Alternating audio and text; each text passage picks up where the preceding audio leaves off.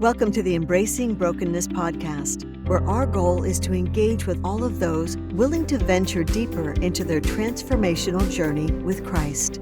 Here's your host and co-founder of Embracing Brokenness Ministries, Steve Adams. Well, hi, friends. Welcome to the Embracing Brokenness podcast. Glad you could stop in. Don't go away. Sit tight. We have someone with us today as our guest who just has a fascinating God story, a backstory that's painful in a lot of ways, but one that is so fascinating to watch and see what God did in his life under some of the worst imaginable circumstances of him growing up in a just really dysfunctional home and with a lot of abuse, a lot of trauma that he experienced, but yet, God rescued. That's what he's in the business of doing. But just a little bit of background on David. He was a formerly incarcerated criminal justice reform advocate and reentry expert. Say that 5 times fast. But here's the sad part. He and his brother received a 25-year sentence in Alabama after taking the life of his abuser. So, man, this is just a story that's heartbreaking, but yet redemptive in so many ways. He is a client of the Equal Justice Initiative, and many of you may be familiar with Brian Stevens and his story, Just Mercy. It was also made into a movie, which Brian invited David to star in, by the way. Star, it might be a relative term, but he's in it. And it's fascinating just to see the healing that has taken place in his life since then. He was actually released, David was, in 2013 on parole. So he served over 13 years of that sentence. But during his time there, he pursued several educational opportunities. But when graduating, he went to Eastern University, not far from here, and got his bachelor's degree and has been speaking to students around the country ever since. I mean, it's just fascinating backstory for what really David cares about most. People, justice reform, places that can be fixed in the system. He's an advocate for that. So we're going to talk to him about that today. So, the fact that he travels around and works with criminal justice as students, people that are seeking that as a profession, just an amazing stories. Well, David, thanks so much for, taking the time out of your busy schedule, because I know you're on the run quite a bit. You're moving around the country, and our audience is going to hear a little bit more about that. So, thanks for joining us. Really looking forward to this conversation. Well, I'm definitely looking forward to the conversation too, and I appreciate the invitation to be on. Okay. Well, there's a lot of places we can start, right? Your story is amazing because it's a God story, and we like telling God stories around here. Most of our audience knows just by the name of the podcast, Embracing Brokenness. There's so much of that in the world we live in. You experienced it early in life yourself, probably before you even could understand the depravity of the world and what's going on and just how difficult life can be. I mean, you were very young. So just to kind of, for a backdrop for the folks that really don't know you well or know your story, could you just take us back and give us a little bit of the backdrop of those early years, and then we can kind of roll in from there? Yeah, I grew up in what you would call a dysfunctional family. Okay. On the outside, we look like the all-American family in 1986. Grandparents, mom and dad, 3 kids. But it was the farthest thing from reality. One of my earliest memories, I was probably like 5.5. I saw my dad chasing my sister and mother around with a hacksaw blade, threatening to kill them. My brother and I were hiding underneath our grandmother's kitchen table. And his mom had to call the police on him because of what he was trying to do. And he was arrested. He went to the psych ward for the weekend and then was released. There was no other types of charges or anything else. And after that, everything in our family continued to spiral downwards. Our sister was kicked out of the house when she was 11. Parents got divorced when I was 9. And really, that divorce changed everything in our life. Our mom actually got custody of us, but she only Okay. had custody of us for about 4 months because she was an unfit mother. We Hmm. went to school probably 8 times during that 4 month period Wow. because she would ask us in the morning. She's like, "David, do you want to go to school today?" It's like, what Dumb 9-year-old, question. what 9-year-old is gonna be like, Yeah. "Yes, I want to go to school today." Yeah. Like, Yeah. where are Exactly. my books? Um, and so we just watched Cinemax and HBO. We played the original Nintendo, which Oh shows how yeah. Yeah. old we Yeah. are. Well, yeah. There was no Netflix. No, not yeah. So Cinemax and HBO. That's right. Yeah. I mean, you'd have a whole lot. Oh gosh. Yeah. Um, and then, that's what our life was. And she would bring us pizza and Pepsi at night. Wow. What 9-year-old wouldn't enjoy that? But our apartment almost burned down Oh my because gosh. it looked like a hoarders episode inside our Mm. apartment. And she lost custody of us. And then we went to stay with our uncle and aunt for 6 months. And then our dad got custody of us. And it was then really when my brother started using drugs more, alcohol more, and he was actually kicked out of the house. Oh my And gosh. him being kicked out of the house really started the spiral as far as what happened with my brother and me, because when he was in this group home in Seattle, Washington, a person had just gotten out of prison in South Carolina, moved to Washington, befriended the people running the home just so he could have access to young boys. Oh, And so you were in a home basically. my brother was. Your brother was. Sorry. Okay. Yeah, my Okay. brother was. I was at home. I didn't get You kicked were at out home. at this time. Okay. And so he was in this group home, and this person started molesting my brother. Hmm. It went on for about 2 months, and then this person forced him to move in with him. Gosh. About a month later, he took my brother down to California, where my mom and stepdad were, and talked them into moving back up to Washington. He said that they could have a free room, free board. He Wow. just wanted to offer them this out of the kindness of his own Now, of so his he's heart. basically a perfect stranger to your mom. Um, yeah, Or I did mean, it? my Yeah. mom didn't know anything about him, but Wow. this was just really another aspect of his grooming, because he Yeah. knew that he wanted to have access to me.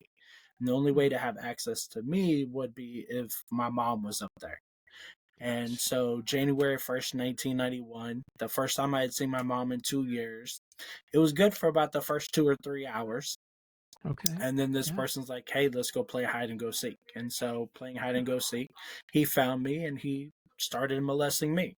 Man. And after that initial encounter, after I went upstairs, he pulled me to the side and he told me if I ever told anybody, he would kill my family and kill me.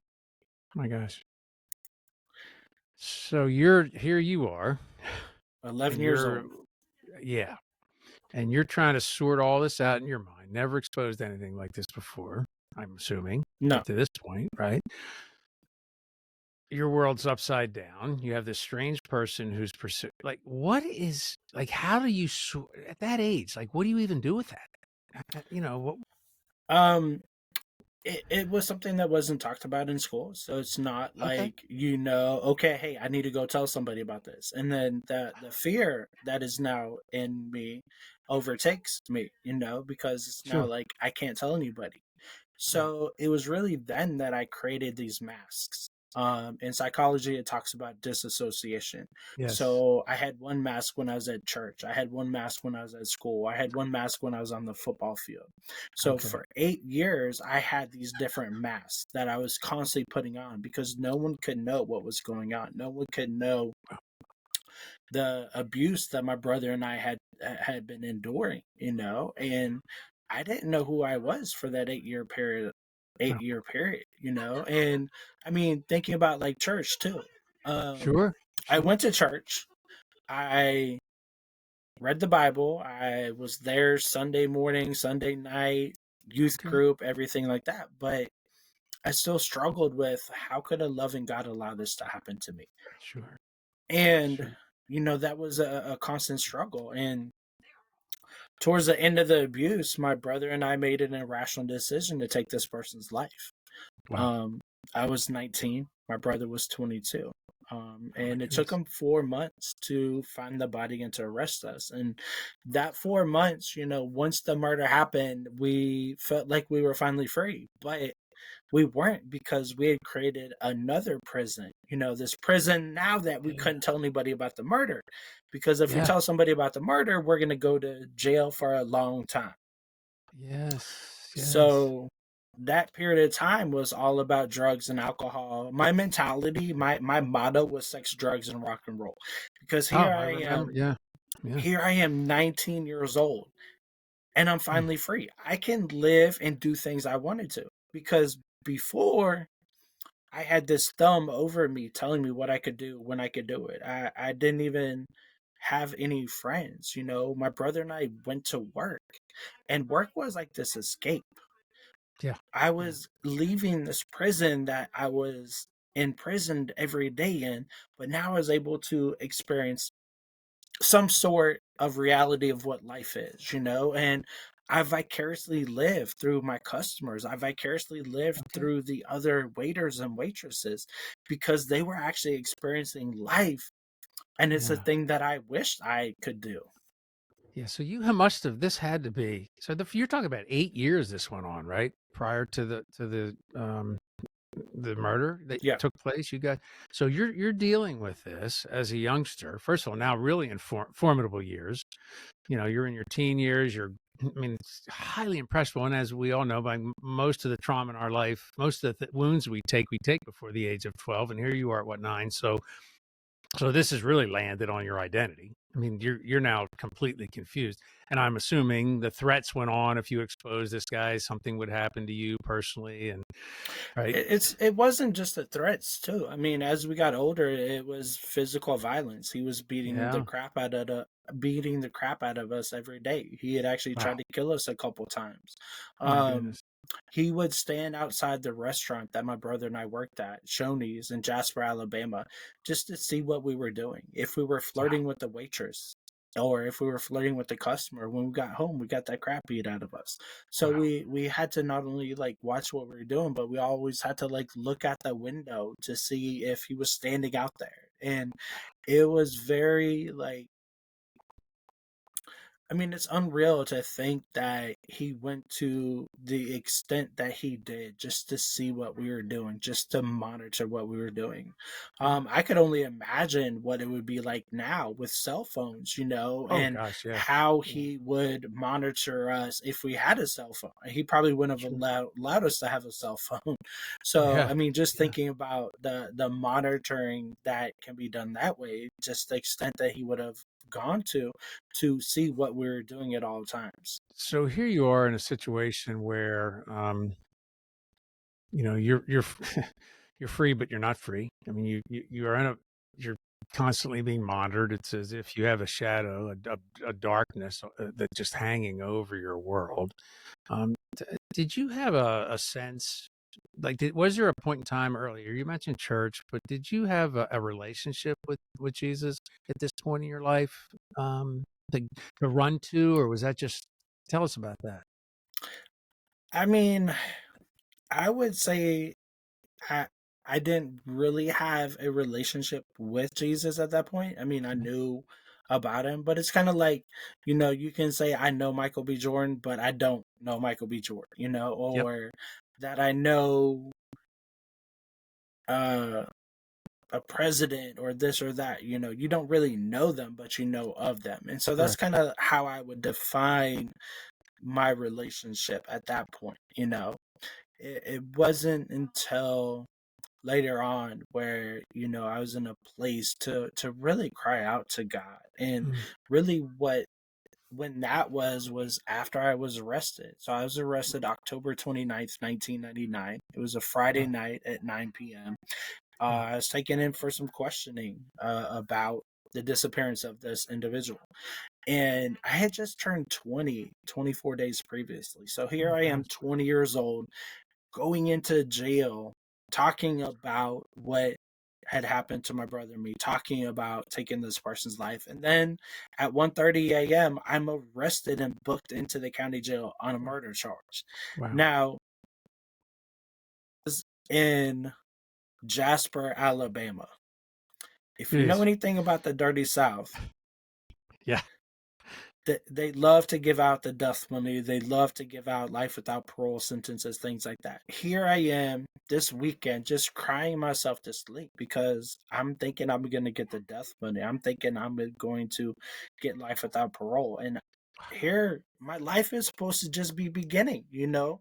Yeah. People I grew up with, they're in their second year of college. And here I am in jail looking at this murder charge. Jeez. So November 1st, 1999, it was Monday morning. I get woken up at 7 a.m. They're like, 8 a.m., you got to go back to the city jail. So I'm taken back to the city jail, put into this interrogation room. So I go into this room. They have 2 packs of cigarettes. So I was like, cool, I haven't smoked all weekend. So I used the lighter one time and I smoked those 2 packs of cigarettes in about 30 minutes. Oh, wow. Because I hadn't smoked all weekend. And here I am again. I have all this stress, all this like built up emotions about me looking at a potential death penalty charge. Yeah. So I smoked the cigarettes. I'm in this room for about 6.5 hours by myself before I call the detective in. And during that time, I'm thinking about the murder. I'm thinking about the abuse. I'm thinking about everything that happened to my brother and me. And I finally call the detective in and confess. And confessing everything was this big weight that was taken off my chest. It was a place where I began to take off the masks that I talked about previously. Okay, sure. Because this is the first time I'd ever told anybody about the abuse. This is the first time I'd ever told anybody about the murder.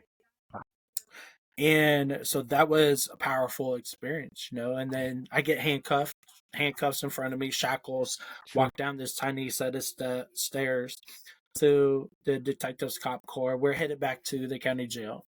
I look at him. I'm like, hey, am I going to get the death penalty or life without parole? He's like, do you believe in God? I'm like, am I going to get the death penalty or life without parole? Yeah, let's keep He's the like, subject do where it you belongs. believe in God? Yeah. I'm like, okay, am I going to get the death penalty or life without parole?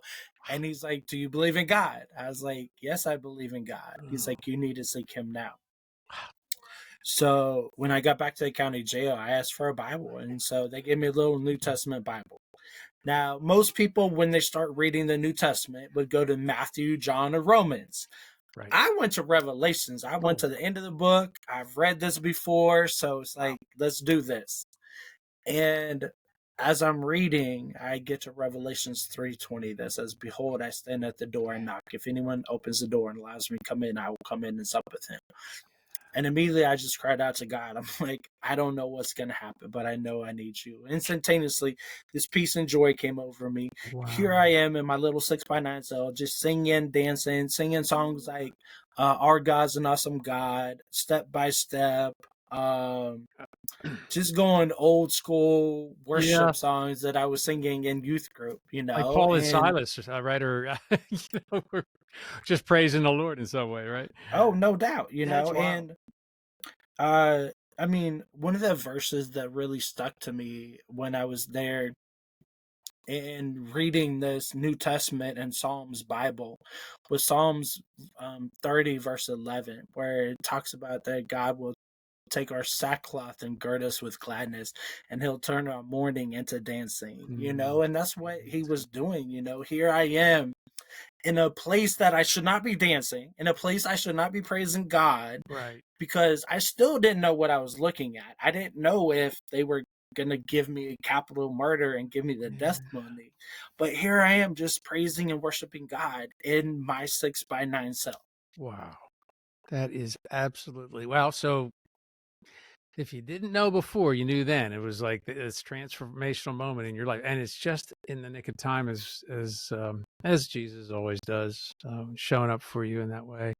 And what's really incredible too is the fact that God can use anybody. It Yeah. doesn't have to be a preacher, it doesn't have to be a youth pastor, it doesn't have to be anybody like that. I mean, he can use anybody to speak life into you. So Yeah. it's definitely important that we always have open ears. It's not all that common that COs or sheriffs or police officers are sharing Christ with sharing God with their captives. So uh, that's my experience, at least with the time we even volunteer in the local prison here. So way to go, wherever he is, that person is. I'm going to give him a clap out on that one. Amazing. Well, we actually, now that you brought that up, we actually had an amazing uh ministry group that came in Alabama at one of the prisons, and it was run by two of the correction officers, and everybody that was part of this ministry were Yeah, correction officers at that prison. that's fantastic. And it Yeah, was called Salt and Pepper because the founders, one was white, one was black, and they're like, perfect. okay, I love it. let's do this. Love it. But it was so powerful, because they were the same when they were in blue working as they were when they were coming in and speaking the word, and preaching and just pouring into us, and Yeah, so that was something that was so powerful, the fact that they never changed. yeah, That, if you were going through something, you could go up and talk to them while they're in uniform, and they'll talk with you. At times they'll pray with you. And so it's so powerful having those experiences and knowing that there were fellow COs that were your yeah. Christian brothers, Yeah. and it was pretty powerful. Yeah, that's unusual. We see it a little bit here, but it's unusual. At least that they're able to or want to discuss it. So I'm wondering something. Maybe even our audience is wondering what's happening with your brother at this point. Well, my brother's out too. Okay, Both of us receive paroles, and both of us have been pardoned by Alabama, which for a murder charge is really unheard of. amazing. But we both have received that. Okay, He hasn't really dealt with the trauma. He hasn't dealt with what we've mm, experienced. So it's really disheartening because he hasn't sought counseling. He hasn't done anything to grow. And so yeah, really, he and I don't have a relationship. okay, Um, that's something that's really hard for me because while we were incarcerated, our mom, dad, grandma, and sister all passed away, and so oh we're really goodness. the only immediate family that we have. Did you guys have an And opportunity to speak together at all while you were incarcerated? so in the county jail, we were in the same cell for Okay. about 8 or 9 months, Oh wow. and then when we went to prison, they had a rule that family members couldn't be at the same prison, so we were Okay. separated until 2007. Wow. Then they changed the rule, and we were at the same prison for about a year. And I've only seen him one time since I've been out of prison. So I've Mm, been out of prison just over 12 years now, and wow. I've only seen him one time Wow. in that period. Wow. And that's tough, Um, because I'm sure you want the relationship, but it's not something you can force.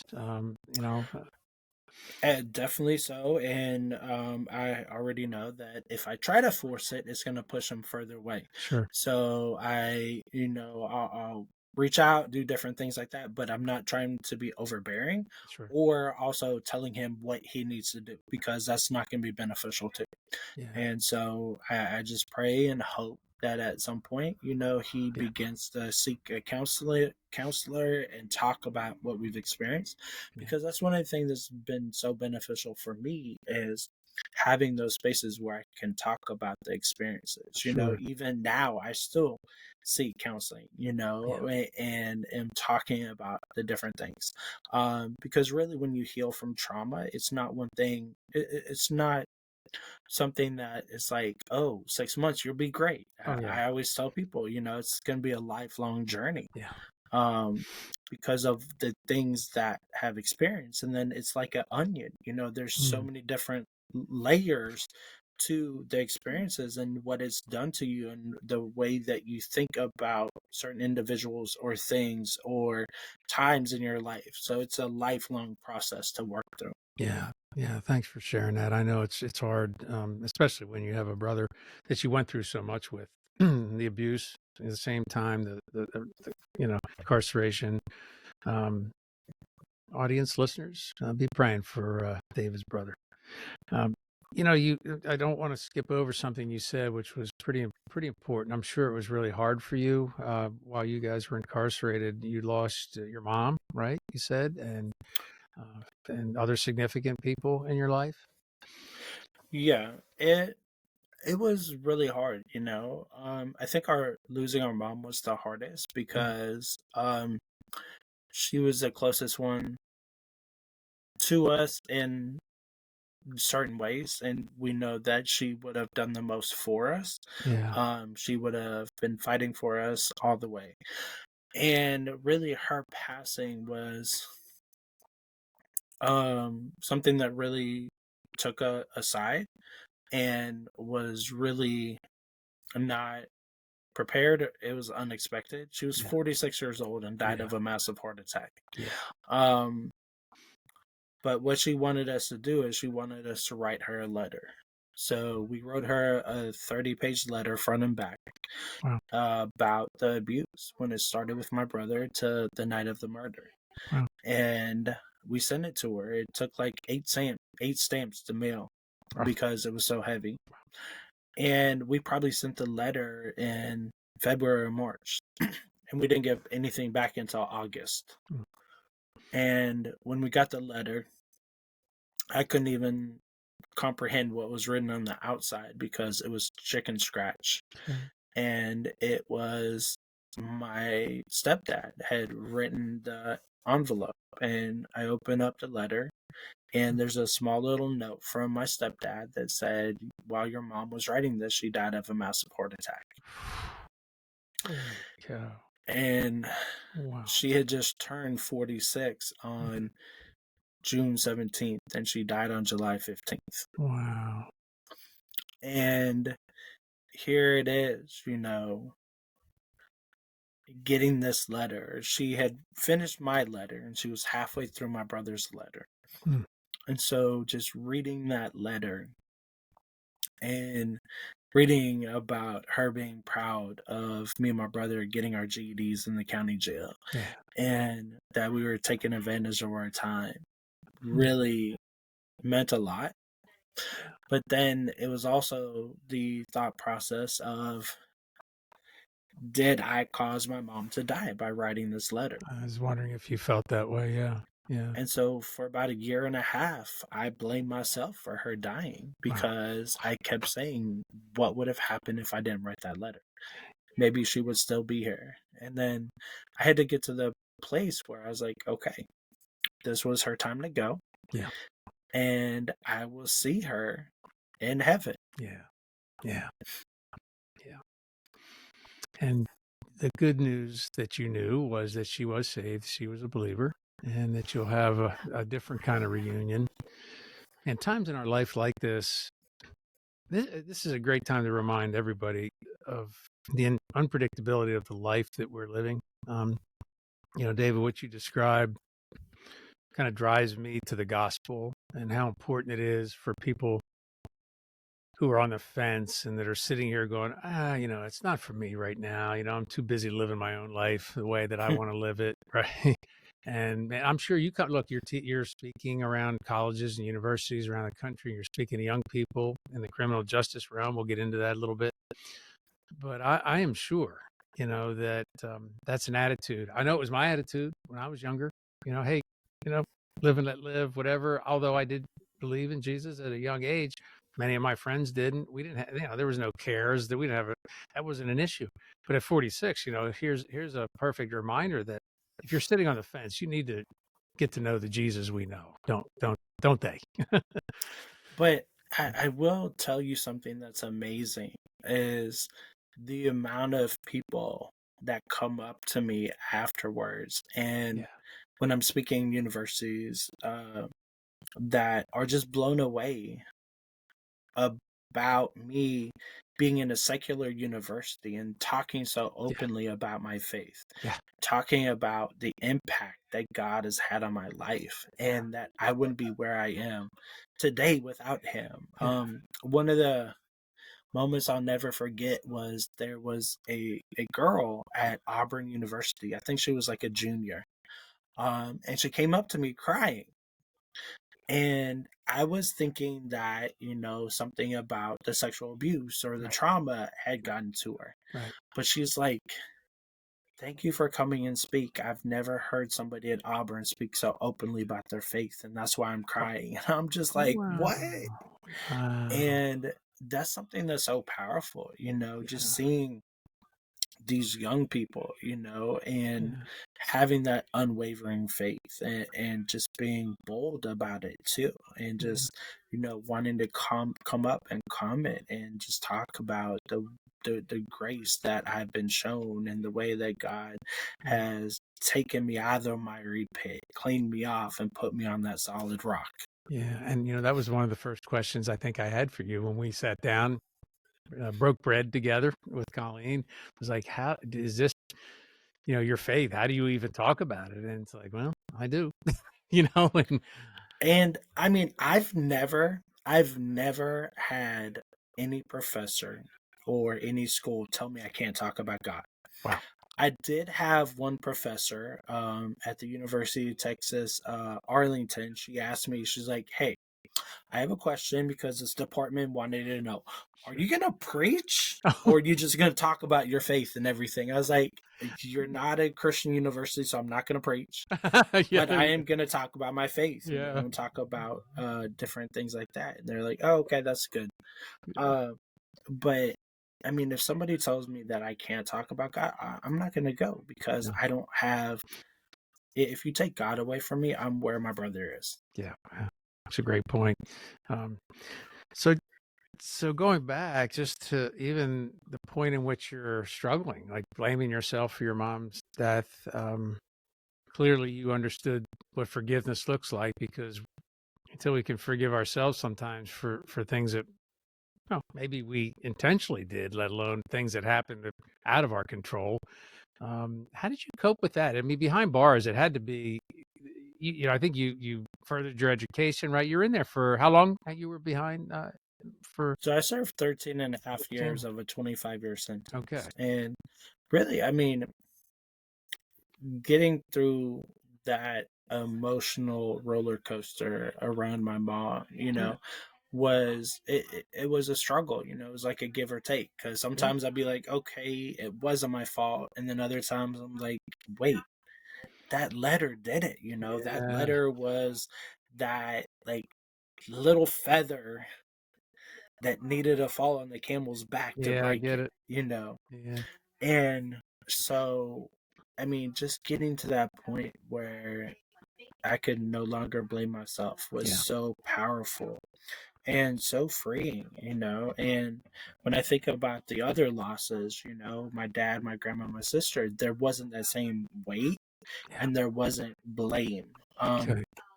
When my dad passed, this is just showing about God's providence and his goodness. Mm. And I was called to the chapel and was told that he was in a coma. Mm.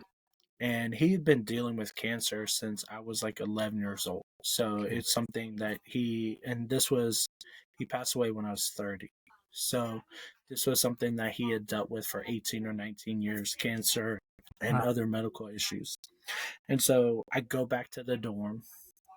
One of my good friends is there, and his nephew had just died 3 days previously. And My so goodness. I was there praying with him and comforting him. Yeah. So here it is. I come and he's comforting me in the same situation. Yeah. And then they call count time.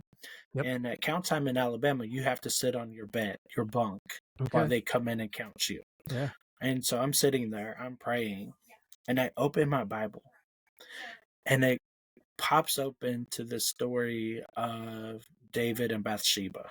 And as I'm reading this, it's talking about that David and Bathsheba's son is sick, and he's on his deathbed. And so here's David. He's praying and fasting. He's let his beard grow out, kind of like mine is right now. Yeah. Yeah. And he's just seeking God, and knowing that he served an all powerful God. And then he notices that the servants are really quiet and it's like they're walking on eggshells, you know? So he gets up, he shaves, he cleans up, he goes to the servants, and they're like, "What in the world are you doing, dude? Yeah. You're Yeah. supposed to still be praying and fasting." And Yes. he's like, "I sensed that something was wrong because you guys were up and doing all this." And they're like, "Yes, the child has died." Hmm. And they're like, "Wait, how are you doing?" He's like, "Well, when the child was still alive, I had faith that God could heal him.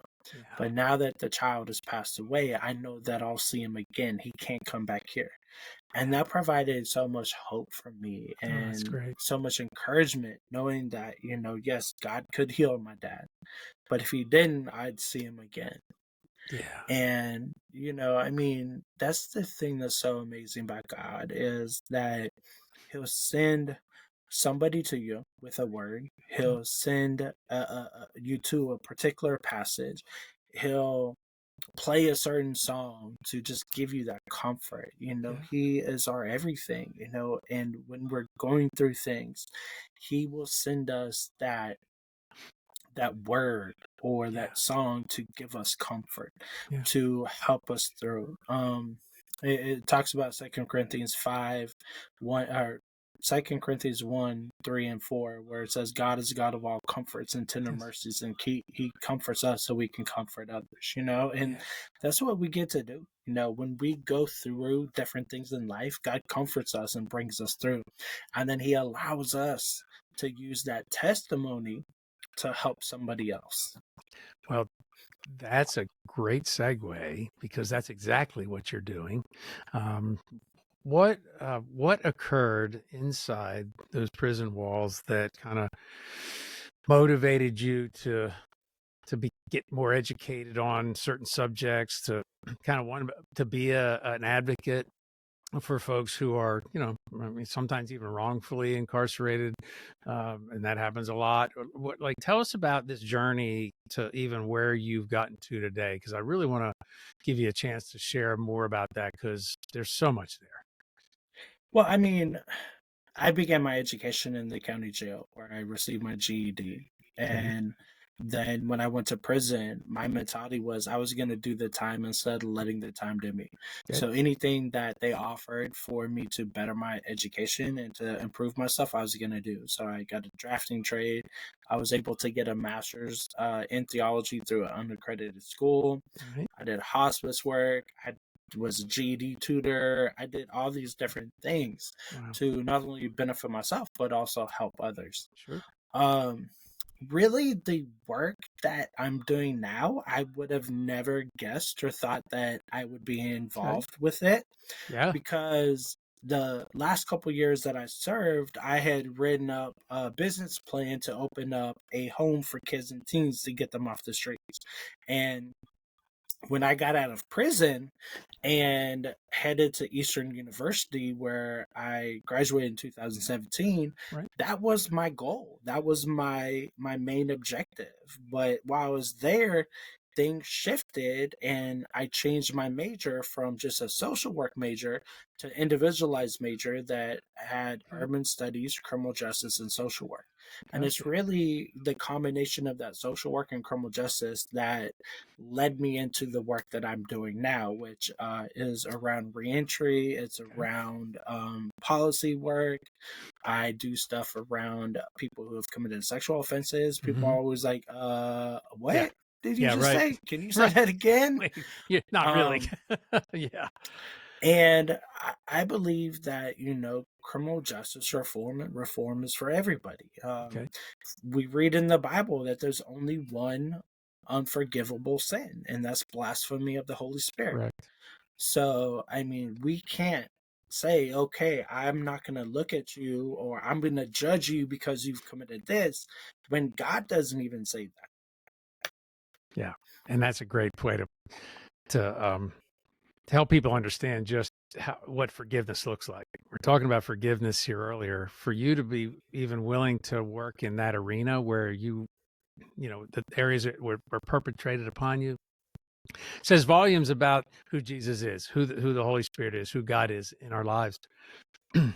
So I'm thinking about this as you're talking. I'm thinking, there's got to be, speaking of misconceptions, because we do some teaching, by the way, and you knew this, I think we do here in the prison locally, and we had the opportunity to and we will many times in the future go in and work with the sex offender block, those that have been either awaiting trial or convicted of those offenses. And the thing that is fascinating about that is when we walk in the room, I don't really care why those folks are there. I know that God has a purpose in us sitting right in front of them, and we don't ask any questions. But what I do know is that we have probably got more relational opportunities with people in that unit to really share our heart, with them. We had 2-on-1s, 1-on-1s after the fact. So there's a hunger for understanding that brokenness that was driving people to do that,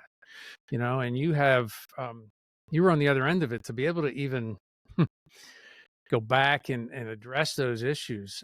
What do you think? There's got to be there's obvious misconceptions by people in the community around people that were formerly incarcerated, especially those that were sexual offenders. Like, what do you think that? Like, I get it, because I remember too feeling that same way, but now, like, I'm walking in there, these are brothers and sisters in the Lord, right? People that I get to share life with, and I get to know well, even on the outside when they're released. Like, you have any thoughts on that at all? I mean, the first thing is, I was able to preach out in Central PA back, I think it was like 2018 or 2019. Okay. And I preached on Psalms 40:1-3, where it talks about God's going to bring us out of the miry pit, clean us off, set us on the solid rock, and give us a new song to sing. Yeah. And then after preaching, we had a time of question and answer. So it was an hour of just question and answer. My wife had actually come up on the stage with me at that time. And the last question was asked by the assistant pastor of this church. And it was a very profound question. He's like, what do I do if I have somebody move next to me who's on the sexual offense registry? And I said, there you go. knock on the door and say, hi, I'm your neighbor. Yeah. And that blew people's minds because they weren't expecting me to say that. What we have to do is we have to get past the point where we just label somebody by the worst thing that they've done. Yes, they've committed this act. Yeah. It could be a very monstrous act and cause a lot of pain and hurt. Yeah. But is that who that person is? No, they've committed that act. Right. But they are a human being. Right. And they were created in God's image. If you have faith, you have to look at them not just by what they've committed, but who they are as a person, and realize that you could be the person that could help them on their healing journey. Yeah. When you look at data and research around this population, 35 to 75% of people who've sexually abused have been sexually abused themselves. So it's not just this thing where somebody wakes up one day and like, okay, I'm going to go out and commit this offense, and some of the people, it's been ingrained. It's like, this is what you do. This is how you show love to somebody, even though it's a distorted way. Yeah. Others, fall into different temptations. Sex is a temptation. It's a drive that people have, but we have to keep it in wraps and to use it in the proper way. So it's really a place where we have to get to a point where we aren't going to judge somebody by the actual act. So here I am, I'm sitting there, and I asked all the folks there, I'm like, how many of you guys have ever stolen anything in your life? So about 90% of the people raise their hand. I'm like, come on, you've stolen a cookie out of cookie jar or something like that. The other 6-8% raise their hand, but you have your angels there, that have the halo, but what's holding the halo up? Those like 2 horns, right? Yeah. Oh, that's good. That's good. Yeah. But then I go around and I start calling everybody a thief. And when I do that, people are like looking away, like, oh, I don't want to look at you. Other people have this nervous laugh, like, yeah, right. And it's such a powerful exercise, because yes, an offense that sends you to prison can, some people wouldn't compare it to the same thing as taking something out of your purse. But Right. it goes back to the labels. It goes back to the fact that I am going to call you something that's outside of your name, outside of your character, that you might have done 15 or 20 years ago. Right. I committed a murder back in 1999, almost 26 years ago. But some people might still label me as that one act. Yeah, that's a Am good I point. that? No, I'm a dad, I'm a husband, I'm a Christian, I'm a speaker, I have done all these other things, and that is the last thing. There's so many people Yeah. that I go to church with and I'm connected with that forget that I even went to prison, because it's not that thing that they're thinking Right. about all the time. Like, yo, David went to prison, like, what? Well, so th- I get a little of that myself, but I don't live in the area that I live in when the offense, the white collar offense that I had to do a little bit for. But it's a great point because I think for the church as a whole, we have to have a different approach toward people returning citizens, right? We would be a better term, I think, because the way you described even your, when we met, we sat down, like, that's not the first thing on my mind, even though I knew your story. It's not like, no, this is just a guy who I just want to get to know. Like, we're going to be friends. We're going to connect. We're going to talk about things that matter to us. To define us by our past is horrendous. My Colleen and I, but she was at a mission here locally on their leadership team for years. I think we might have shared this with you even. And, folks that, sometimes will be labeled as homeless. We came up with a different term. They're experiencing homelessness. It's not who they are, it's their current state of life. Like, the last thing they want to be is on the street. And that doesn't define them. And I think that's the to your point, right? Go knock on the door. No matter what the crime is, introduce yourself. Say, "Hey, I'm your neighbor." You don't put a sale sign up because you got somebody next door you don't want to live with anymore. You just go and especially as Christ followers, like, that is our mandate. It's just our mandate. We can't do anything different than that. So I think beyond that, even, do your experience now that you've been very active in the community and around the country, speaking to young people and others. What ways can the church do a better job at that? What are your thoughts there? I mean, the one of the main ways is that churches need to be open doors for people that are formerly incarcerated. Everybody, no matter what their crime. Yes, you Okay. might have to do different safety plans for people who have been convicted of a sexual offense because of Right. the different insurance and things like that. But Sure. you need to work on creating a way. When individuals are ostracized, when they're not accepted back in the community, that Yeah. is actually a time where they can reoffend, and the likelihood of them reoffending goes up. So I always tell people, when somebody comes home from prison, what they need around them to be successful is a village. So we know the African proverb, it takes a village to raise a child. My spin on that is it takes a village for a returning citizen to be successful.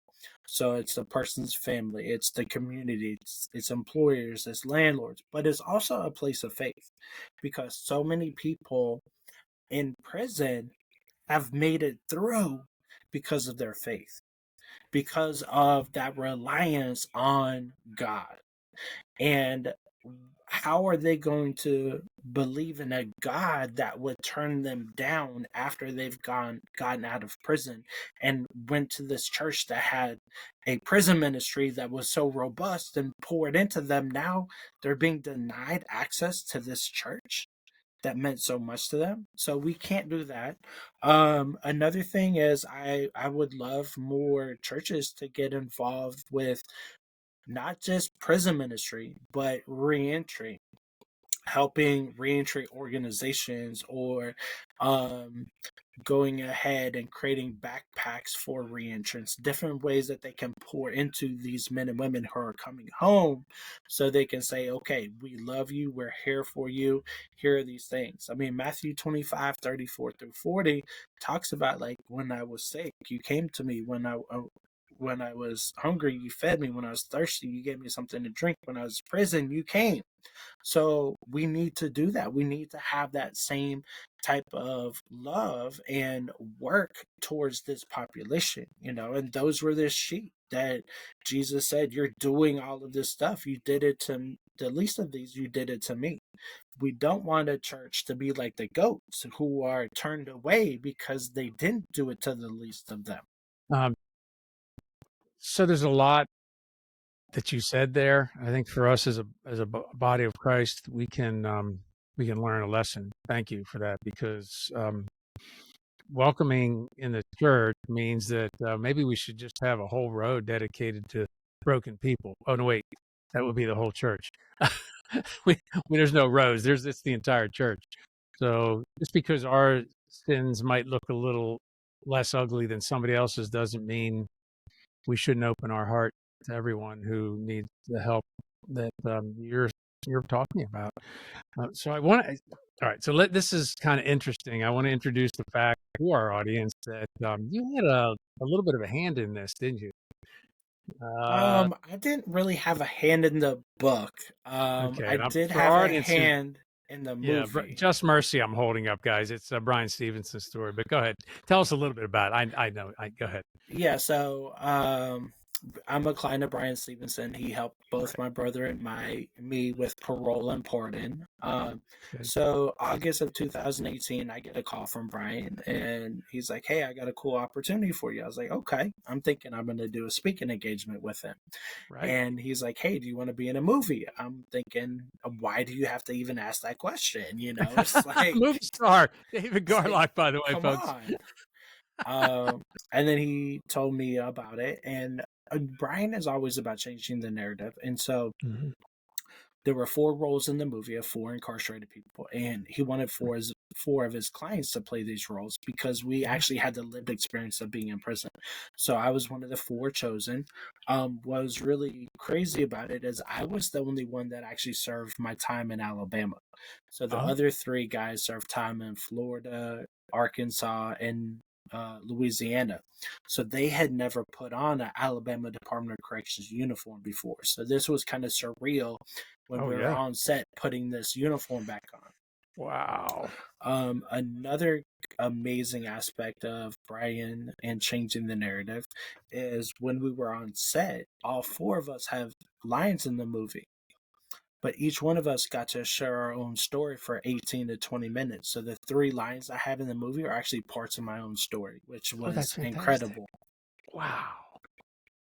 I love that. I mean, so this is a little known fact, so I had to bring that in, because I love the book, I love the message, I love the movie, I love what Brian's did, and I did know that he was involved in your case, and although we didn't talk about that, to back it up, just to the place where people will understand just what happened to get you out and to the place that you are today. Well, I mean, one thing with Brian is when Brian Stevenson and Equal Justice Initiative started working with us, they really couldn't do anything as far as our case, because in Alabama there's a limited time that you can appeal. So their main focus was working on both my brother and I making parole. Probably the second or third visit is when Brian started telling me about Eastern University, which is a Christian college outside of Philadelphia. Right. It's where he got his undergrad. And so when he was telling me about that, I was really intrigued. I was like, okay, yeah, this sounds good. And then I got some the booklet and pamphlets and everything about Eastern. And when I saw that they had a street ministry and a prison ministry, I was sold. I'm like, okay, that's where I'm going. And so really those initial conversations about Eastern and what they were going to do for us really set everything into motion. And 9 months after I was released from prison, I was able to transfer my parole from Alabama to Pennsylvania. Usually that process takes 6 months to a year, if not longer. God did it in 3 weeks, 4 days before school started. Amazing. So yeah, I mean, there's so many different things in my life that's transpired that my wife talks about is rainbows and butterflies and things like that. And I'm like, hey, favor. Few of my favorite things. I don't know. Maybe there's just a rhyme in there somewhere, right? Um, really, that is an important piece of your story. Tell tell us and our listeners what is at the heart of your calling right now? When did you know it? When did you sense it? And the fact that, and you did allude to it a little bit earlier, but what is driving you right now? What is God doing in your life? Tell us. Well, I mean, in 2017, when I had the first opportunity to speak at a university that was outside of Eastern, I just fell in love with the opportunity to educate the next generation. And the questions that they were asking really intrigued me. And I was like, wow, I really like this. And Yeah. since then, I've spoken in 81 colleges and universities around the country. Wow. And it's really about taking my story and educating them, and when they read textbooks, there's a lot of things that are left out that somebody like me who has lived experience can come in and fill those blanks, so Right. that's what I do. Plus I get to add the faith component to it where I'm talking about Hmm. what God's done in my life, but it also provides healing to Yeah. individuals who have experienced trauma, who've experienced sexual abuse, physical abuse, domestic violence, because they're able to look at me as somebody who was able to be open and to talk about my experiences, Right. and it gives them that empowerment to come up and share with me afterwards. And I always tell people, this is step one. Yeah. The next step is you need to go seek a counselor and begin to walk through and unravel the different layers of this onion so you can get Yeah. beyond that healing journey. Yeah. That's great advice. So I have two more questions for you. One, I would say, is kind of the big overarching one that many people, even watching or listening here today, is what would you say to someone who's listening or watching again that feels like their past, everything that in their past disqualifies them entirely from being used by God? What would you say to them?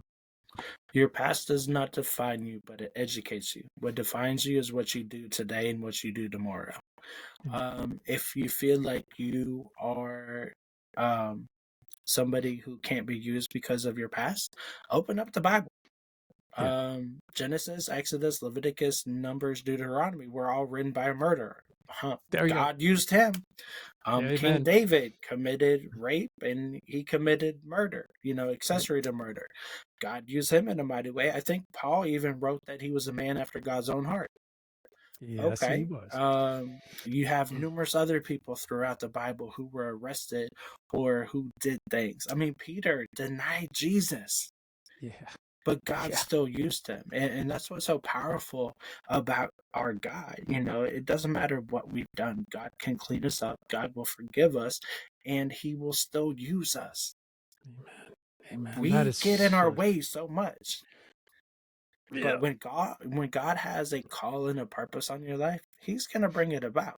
Didn't Jonah Yeah. run away and end up in the belly of a whale because he was thinking that he wanted to do something else? And he ended up Yeah. going, and the Ninevites got saved Yeah. because Yeah. God's purpose was fulfilled. Yeah. Yeah. And it's funny, even when we buck the system, somehow, if we're Jesus followers, like he gets his way eventually, because we can rebel against the notion that we can be used too, even though there are those that don't believe it. And so I think that's a great way to pull this together, David. Appreciate that. So if anybody wants to know a little bit more about what you're doing, or they want to, if they're interested in supporting, the causes you care about most, where should they go? Where can they find more information? Tell us that. Well, I mean, I'm on all social medias at David Okay. Lee Garlock. I have a website called davidlgarlock.com. Definitely check out the movie Just Mercy. Check out the work that Equal Justice Initiative is doing. You can definitely look into Eastern University's prison education program. I've been involved with that since 2015, and it's a way that we're providing college education to people at SCI Chester, which is a prison outside of Philadelphia. And it's so incredible to see these men who are striving after education. Some of them have lengthy sentences, but it's the fact that they want to better themselves and to obtain an education that they felt they never would have obtained, but now they're in a place that they can. And it's so powerful just to see how freeing it is to them. That's great advice. Thank you. And I'll tell you what, I'll put the links into the show notes too, so people can get you and touch with you if they have any further questions. I'm sure you'd be happy to answer them and give them the encouragement that they need. I'm sure there are people here that are, returning citizens that want to understand what can they do, how can they contribute in a little better way, and this will be a great help to them. David, thank you. This has been awesome. Thanks for just taking out the time again to be with us and to join us on today's podcast. Absolutely. Thank you for this opportunity, and I enjoyed the conversation. Great. Blessings to you. This was another episode of the Embracing Brokenness podcast. For more information on Embracing Brokenness Ministries, please visit our website at embracingbrokenness.org.